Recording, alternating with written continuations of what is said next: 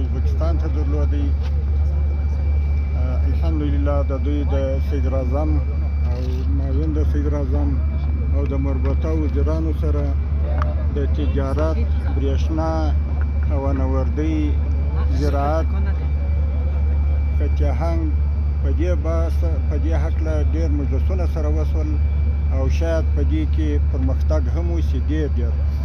او بل کوم قرارداد چې د برېښنا شرکت سوی و د 1500 کیلو ولټه لین د ازبکستان څخه تر دغه دشتالوانه پورې په دې کې بحث وشو. بعد له بحثه څخه چې دا قرارداد په 252 میلیونه ډالرو سوی و، وروسته تر بحث 222 میلیونو ته راټیټ شو. او بل دا کوم قرارداد دغه څخه د حیرتانه څخه کم خط آهنګ چې تر هراته پورې دي، دوی خپل مسلکي فني کسانان راهستي، هغه مثلا مطالعات کوي.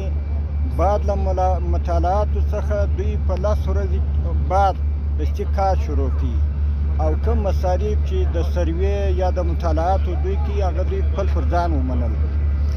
د هغه رقم د برېښنا په هکله دا پرمختګ وشو چې په دوبي کې به دوی برېښنا پر افغانستان زیاتوي او تعرفه به کموي.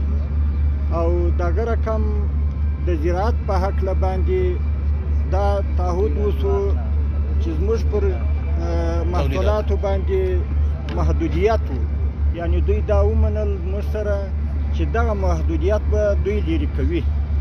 نو الحمدلله په نورو ډېرو موضوعاتو باندې هم بحث وشو او په اکثرو کې توافق ته سره رسېدلي، خو لاسلیک خبره به انشاءالله وروسته ژر تر ژره په بعضو دغو کې راشي قراردادو کې.